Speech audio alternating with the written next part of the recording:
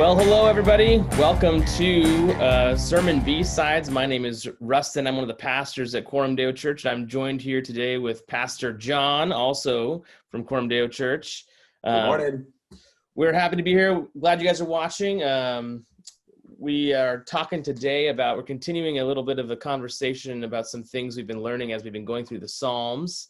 And specifically, we're going to talk about the dangers of tranquility today. But before we do that, let's talk a little bit about what we're drinking.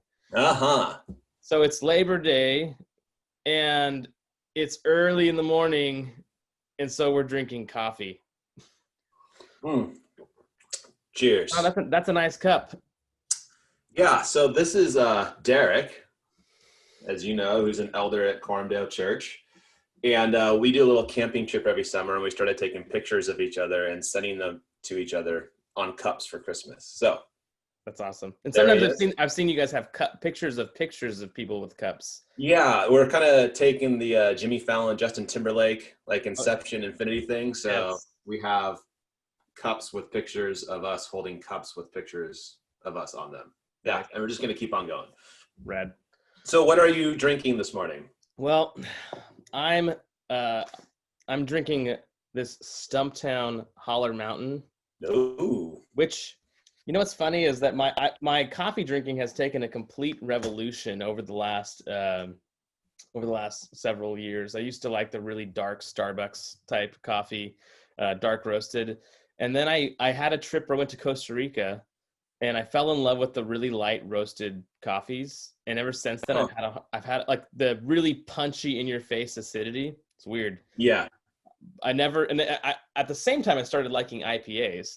Like there's this kind of flavor shift that happened at that point. But I've been, ever since then, if it's not light roasted and kind of like doesn't punch you in the face with acidity, then I have a hard time enjoying it as much as I like this kind of stuff. But Stumptown is really, really great, but everything they do kind of hits that note of that kind of like, it's kind of that new wave of coffee that a lot of people don't like.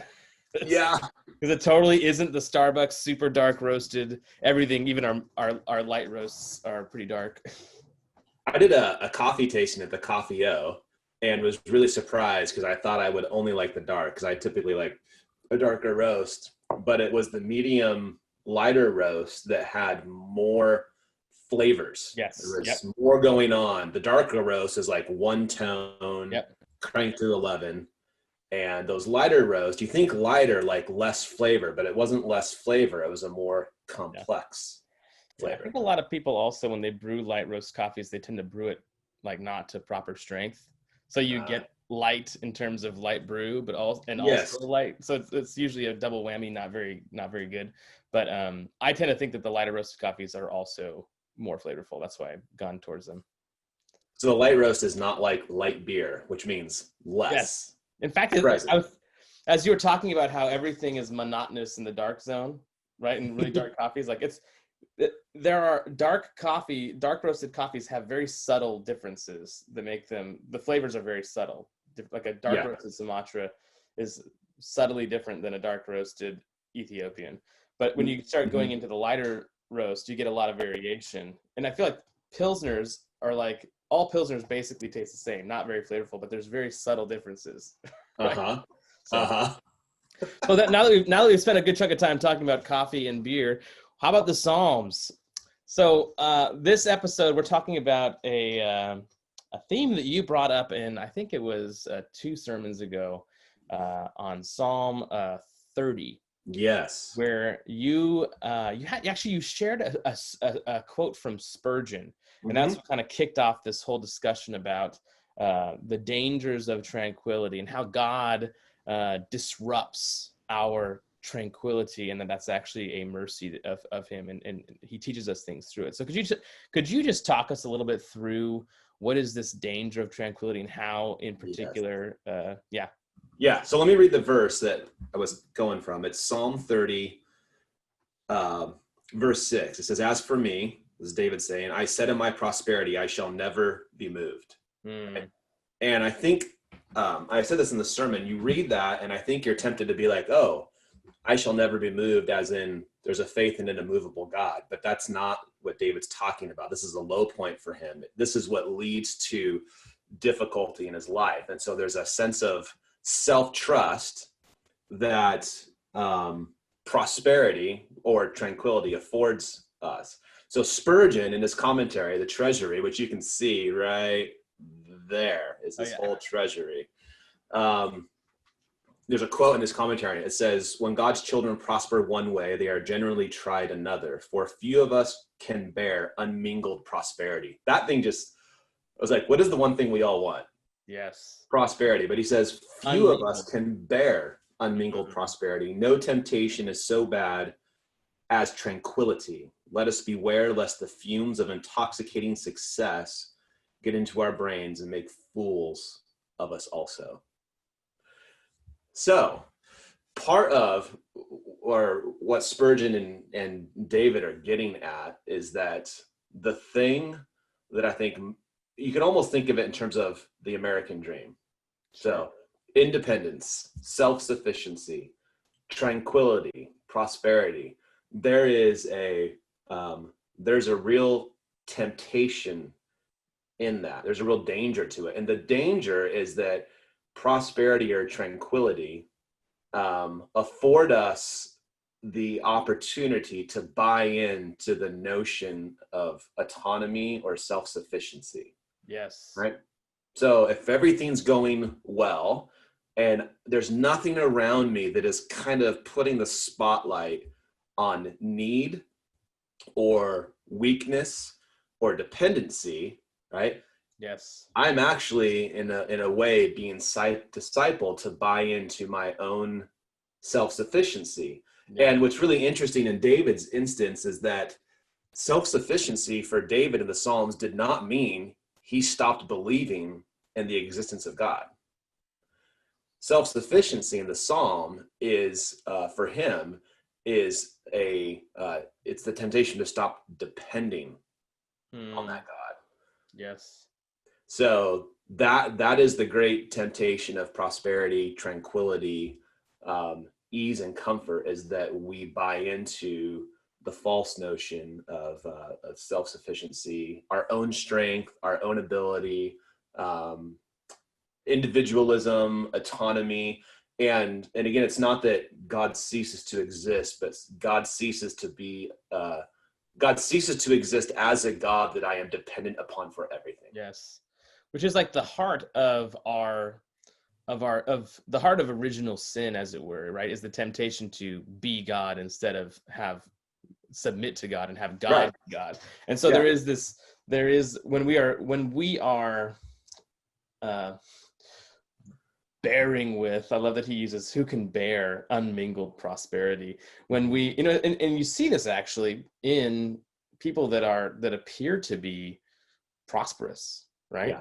The people who appear to be prosperous, the things that, if you were to ask what somebody who doesn't have God or Christ as their primary aim and what they know real prosperity is in knowing him, if somebody didn't have that, if you ask them what do you think you would need in order to be prosperous and happy, and they probably would list the things that somebody like a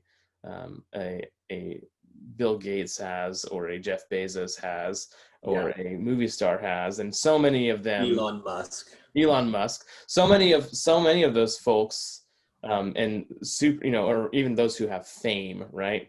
Are just such obvious evidences of the bankruptcy of that form of prosperity.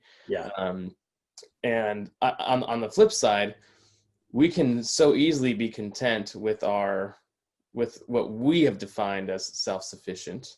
That isn't necessarily fame or wealth, and just feel like we've got it going on just fine by ourselves, even though we're content with maybe just what we have, just so long as we're at peace, right? So there's this the person who lives in a small house and drives a mediocre car is no different than the person who has amazing wealth, and that they're both tempted to self-sufficiency. Yeah. So there's you have a version of self-sufficiency for each of the classes, if you will. right?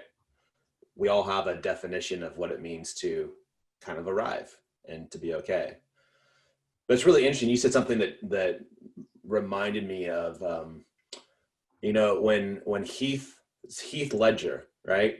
Yes. Who played the Joker in the only Batman series. Worth watching. My humble opinion. But I remember watching his performance and being like, this is incredible. Like, his depiction of the Joker was amazing. And he was a great actor. And he died. It was, as far as I remember, it was a drug overdose that killed him. And you start looking like at kind of story after story of people who have everything that we want and everything that we think would be life, and they can't bear it. And you have rampant drug abuse, you have rampant sexual morality, you have lives that are an absolute mess because tranquility tempts us into, right, that lie, and we can't bear it. It's not actually good for us. Yeah, we actually believe the myth that the movie stars seem to be teaching, even though if you read the news clippings, they their own lives denounce the myth that those things cause happiness. But absolutely. But the when I heard you preach on that, I immediately thought of, because I've been going through the Proverbs, trying to go through a proverb a day, and I think it was pretty much, that was, I think, on the cusp of the end of September that you preached on that, or the beginning of September, right at the beginning. And so I had just not very long ago read Proverbs 30, and Proverbs 30 says something very similar to this line in Psalm 30. Interesting. Proverbs 30 and Psalm 30. So Proverbs 30 verse 9 says, "Give me neither poverty nor riches. Feed me with the food that is needful for me, lest I be full and deny you and say, who is the Lord? Yeah. Or lest I be poor and steal and profane the name of my God." Mm-hmm. And it reminded me of those, in this specific instance in Psalm 30, he's talking about specifically poverty, but there can also be you can go the same route with the way you respond to your life being disrupted or experiencing poverty. There's a temptation in two different zones there, but the one I want to kind of focus on is that, he's saying, don't let me be so full that I deny you. Yeah. Right? Deny you and say, who is the Lord? Yeah. Right? There's this question that when we are, and honestly, there's a little bit of a, in some ways, it feels like our moment in history feels like a parable, right? Our moment in history right now is, in the West, is the most affluent it's ever been. Yeah. It is the most, just despite, no matter what you see on the TV, right? Yeah. The amount of wealth that we live with, even if you are in terrible layer, experiencing what we would call relative poverty, right? You're still living in a land where you can live at that level and actually get on fine. Yeah. So long, you're gonna. A lot of people who are at that level are struggling with all kinds of different kinds of brokenness, but you're not going to be dying on the side of the road from hunger, right? Yeah, exactly. That doesn't happen here because the affluence of our country and the West really is at a level that's unheard of in history. Yeah, right. So there's a sense, but it's also seems to be, in terms of where we're at historically, at a point where it's more blatantly, publicly denying and saying exactly what Proverbs says. Who's the Lord, right? Yeah. We can get on just fine. In fact, when you say who is the Lord, you're inevitably also acting like him. You're trying to take roles that only he has. So in some ways, there's this, as their culture grows in affluence and as our culture grows in this, forgetfulness of God, which is just, it seems to me that that's just a very dominant way I would characterize our culture, that it's forgetful. It doesn't want to even know the Lord. It's institutionally does not want to acknowledge the Lord at all, right? And now we are trying to fill the gap more and more and more of what only he was meant to fill. There is this, and this is one of the things we talked about in a previous episode, but it's the statism that constantly tries to fill in more gaps for us, like a God would, or like a dad would, right? And provide and do all these different things for us, right? There's a sense in which that might be also symptomatic of, if you are forgetful of the Lord, you're also trying to actively be him. Yes. And so, but that all leads that whole, the danger of tranquility, and even just where we're at now historically, feels like it's come to a certain point recently where we, who were once so tranquil and so confident in ourselves, are now feeling, whoa, we don't actually control the cosmos after all. Because of this thing, this little teeny thing, you can't even see it. It's so small it can make it through, can travel in the air and make it through your little masks. It can even go through masks. Has now set us back in terms of us thinking we can actually control our destiny or whatnot, and it's actually disturbed our tranquility. It feels like it's disturbed a hornet's nest of our own emotions and our own all the things we thought were sure and solid that we had built up.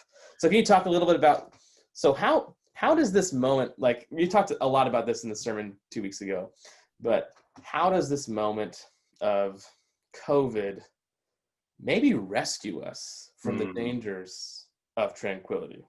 Yeah. So let me back it up just a little bit to clarify something. Because God is sovereign, because Christ is Lord, we don't have a worldview that God is kind of over here, and you've got COVID over here, and God's kind of trying to figure out, okay, how can we leverage this for good, right? So you think about the Exodus and the calamity that's happening in Egypt, and that's not something that's happening independent of God. God is actually sending that. So we need to think about this moment as something that God brings to us, right? This disruption of the status quo. And I remember, I think it was Easter of this year, I was kind of trying to wrestle with the juxtaposition or just the irony of, we're talking about like space travel and going to Mars, and we're exuding strength. We're going to triumph. We've got power. And then this thing that you can't even see with your bare eye just stops the whole world in a matter of days. And like all the plans that we had, and this is both personal, like I had plans for the summer. I thought we were going to, we were going to be in Europe. People were going to travel, all the stuff. All of that in a moment just stops everything.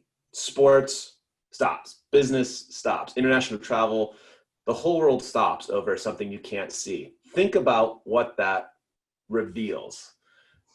What does that expose? And so God graciously disrupts our world to expose the false gods that we believe in and the false view that we have of ourselves. That's exactly what the plagues are all about.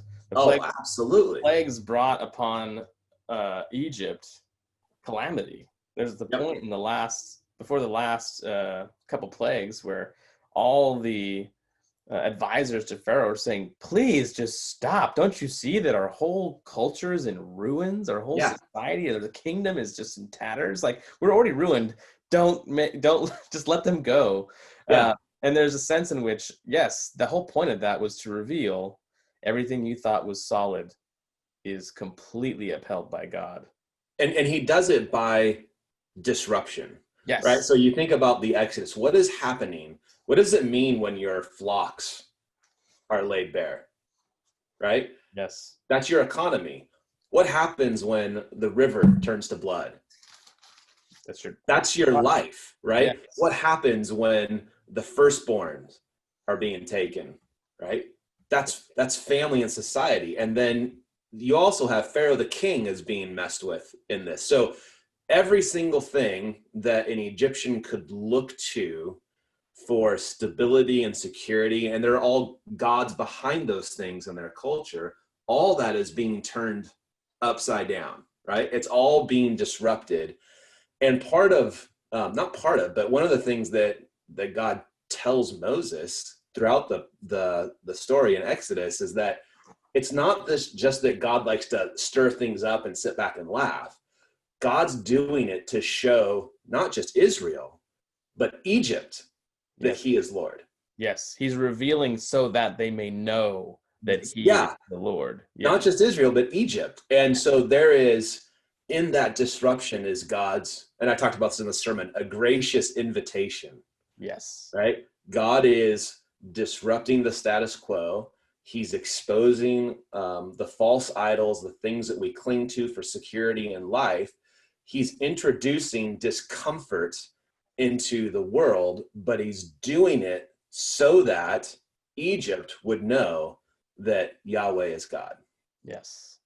Yes. And there's a reminds me of a couple things.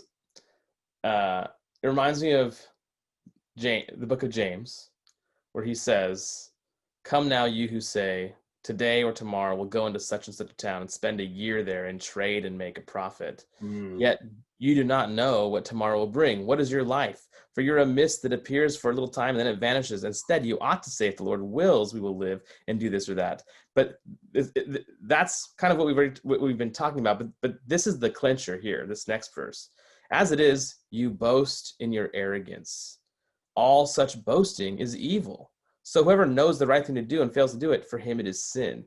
He's making a connection between the arrogance we have, the confidence we thought we had in ourselves, and connecting it to the sin of arrogance, right?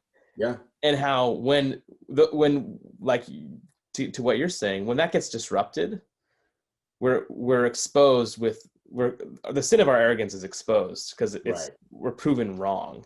Just like the river exposed, the river being turned to blood exposed that we thought we had our life under control was proven wrong. When the cattle die, all the work that went into that was proven as was you didn't actually provide the life that cattle has. God did, right? All those things were claiming something that God gave as something that we conquered for ourselves. And that's the heart of sin. And so there's an invitation, like you said, in the midst of this to say, humble yourselves before the Lord. And you get to enjoy the life of gratitude if you submit to him and you realize that, you confess your arrogance and you enjoy everything as a gift from his hand and rest in him, right? Yeah. That's really the invitation, is an invitation to rest in the one who holds you rather than try to be the God of your life. Yeah. So you mentioned gratitude. Yeah. And I'm like, while you were talking, I was thinking one of the ways that arrogance, that self-sufficiency kind of exposes itself in our culture is by the ability to explain everything. Oh yeah. So there's no longer any sort of wonder. There's no magic in the world. Yes. Everything can be explained in a textbook. And I'm thinking when this wasn't Jesus's main point, but when he talks about the soils in Mark's gospel, I think it's Mark's gospel, and he talks about soils, and then he follows that with a farmer who's throwing seed in the ground, and he says, and the farmer has no idea how it grows. Yes. Right? And I'm like, that's the truth, right? Yeah. We don't actually know how all this stuff works, but we live in a world, and I think that's the effect of modernism a little bit. Everything can be explained. We have a word for something, and the fact that we have a word for something makes us feel like we've mastered it, you know? And And that leads to a world in which there is no wonder and there is no mystery, and things just kind of work the way they do because that's how they work. Yeah. And in that world, there's no gratitude. Yeah. There's no wonder. There's no awe. How is it, like, how is it that water falls into dirt and produces something red and sweet? Yeah. How does that happen? There's a little bit of a deception happening with this modernist play on stuff, and it's that we think that when we describe something that we explain it. Yes. We think that if we describe, we can actually tell you what the sun's made of. We've described what's made of, but you don't know what it means. Yes. You can't explain it. Yeah. When somebody describes what happens, for instance, when a caterpillar turns into a butterfly. Yeah.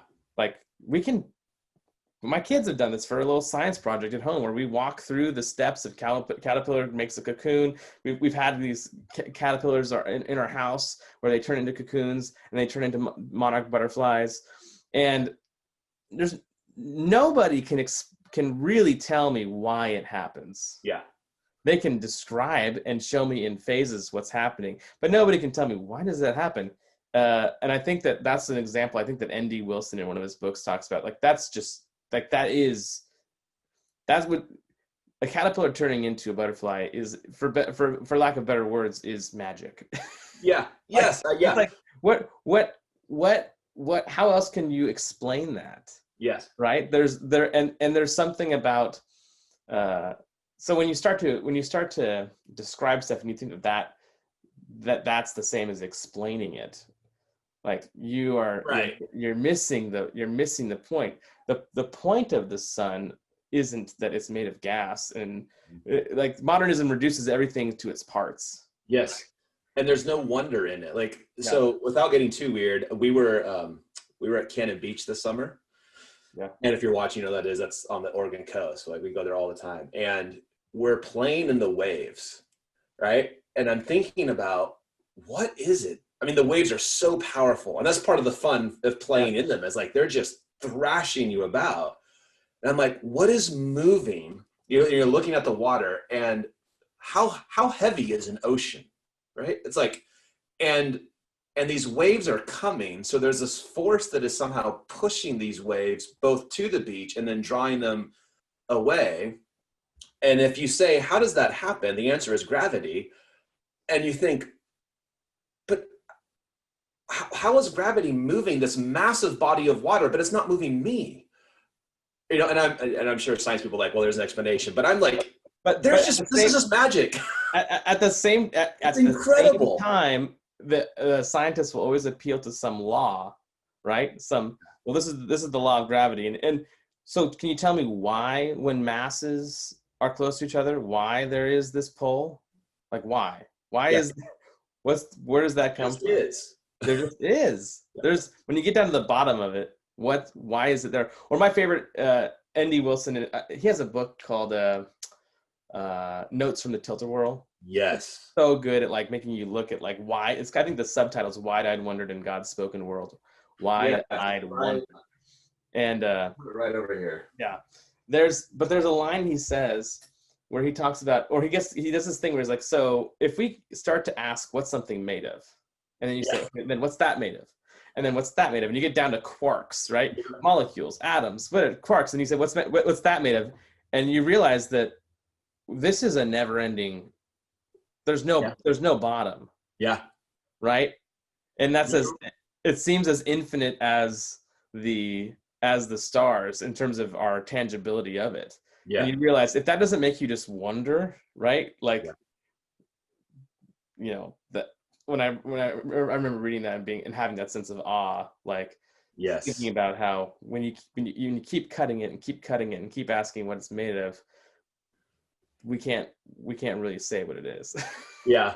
I love how he basically says you keep going smaller and smaller and smaller. You get to the quarks and you ask, what is a quark made of? And he gives an answer. He goes, words.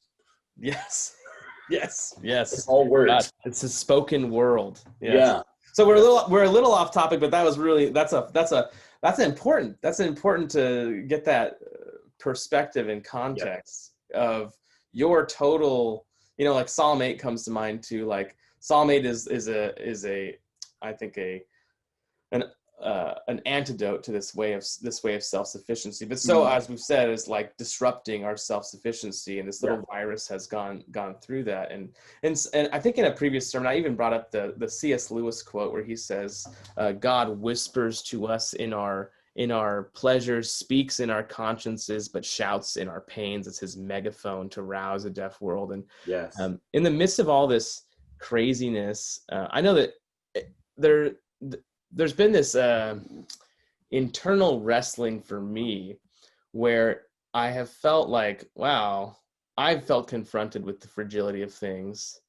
And I've also felt incredibly, I'm trying to think of the right word, but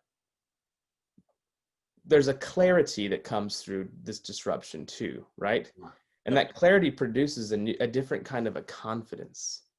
I would say, like, personally, this whole disruption coming through COVID has made me realize, kind of in light of the C.S. Lewis quote, that what is God shouting right now, right? Is the world deaf? And is God doing something to shake things up, right? Yeah. Well, if you kind of reverse engineer C.S. Lewis quote, if God is shouting, then that would mean the world is deaf. Exactly. And so there is this, as a Christian who is familiar with the scriptures and kind of somewhat familiar with church history, God loves a cliffhanger. God loves drama. God loves these things that that cause you to think there's just no way this is going to end well. Yeah. And then he loves the dramatic reversal. Yep. And so in some instances, it feels like we're on the cusp of, and I'm thinking about COVID, but I'm also thinking in terms of what feels like the fragility of not just our lives because of a virus, but also our country and what we've kind of known to be our culture and society. And, politics are really weird right now. But I'm thinking about how, the Christian has so much reason to be confident because we believe in the Lord who died and rose again. Yeah. So that in terms of, I was just thinking about what has been really, I guess, shaken up or revealed for me, and I'd say that's one of the things that it's been two fruits. One has been a confidence and an excitement to walk faithfully in the midst of this kind of disrupted time.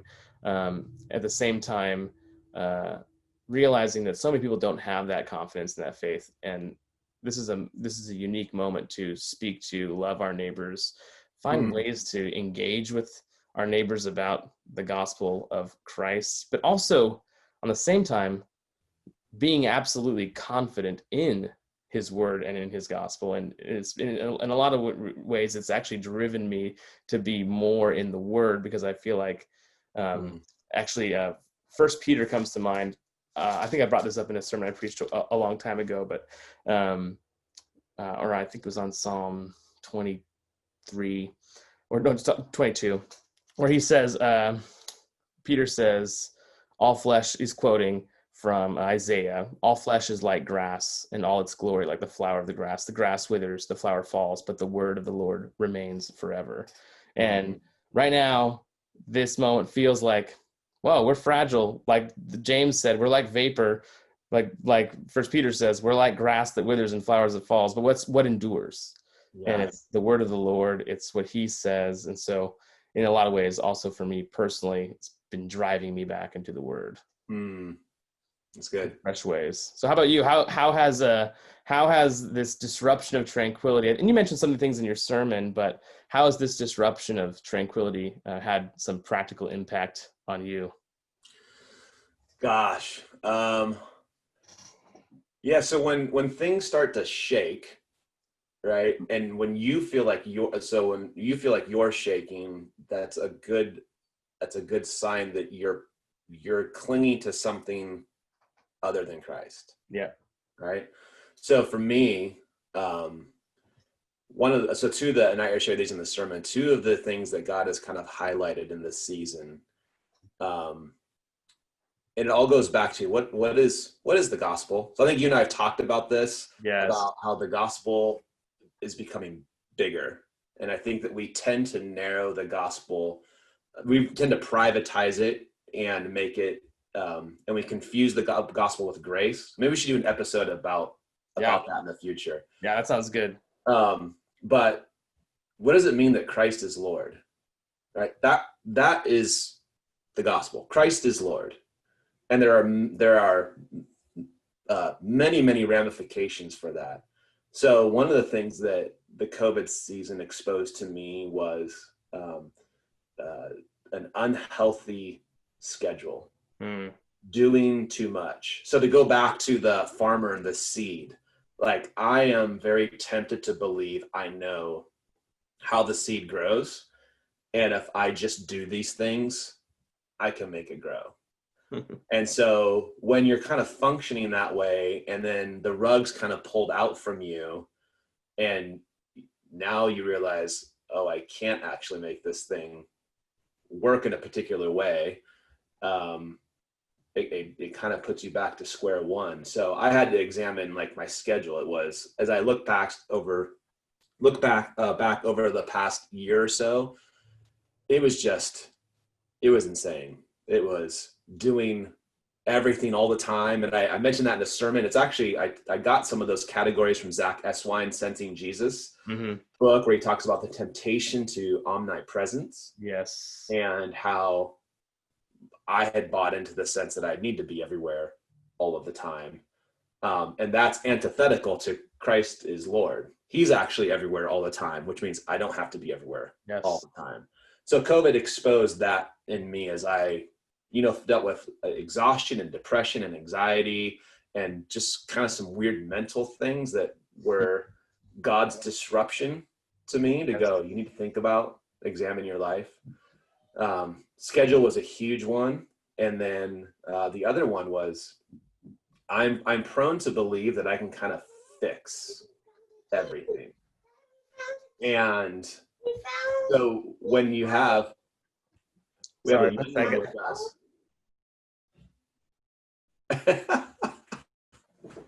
So when COVID hit, it was something I couldn't fix. And it didn't matter how many late night meetings we had or how many articles you read or how much, I couldn't fix it. And I had to, basically admit for myself, I've been trying to fix everything forever, and God hasn't called me to fix everything. And part of the way that God exposed that was by introducing a disruption into my life that I couldn't fix. Yes. And what was true of COVID is true of actually everything. Yeah. Like, I can't fix it. So that's been an invitation just to rest and to accept and to trust, right? Like, we don't like to think in terms of idolatry, but there is a sort of self-idolatry when you when I buy into, I can fix everything. What I'm saying is I'm Lord. Yes. Right? Yeah. The good news is me. Yeah. And the good news is for me, but it's not me. It's that Christ is Lord. And so I've had to really do the work of revisiting, okay, what areas in life am I prone to try and fix everything? And then fixing leads to controlling everything. And then controlling leads to the busyness of everywhere all the time. And it just becomes this one big mess. Yes. So COVID has been like a giant reset, a painful reset in that area, and exposing I can't do everything, and I actually don't have to do everything. Totally. It's actually pretty freeing when you realize also you don't have to be everywhere all the time and do everything all the time. So I can totally resonate with that as well. I think that there's a temptation to, like you said, omnipresence, not just in thinking you can be everywhere all the time, but there's so when we all went home in the middle of COVID, it also, we were on the internet all the time. Yeah. And there's this thing, like the temptation to feel like you need to know everything too. Yeah. Right. Yeah. The omnipresence, but also omniscience. Like we feel like we need to have all the answers. Yeah. And it's hard because the COVID in so many ways has also, it's disrupted our life in such a way that everybody feels like they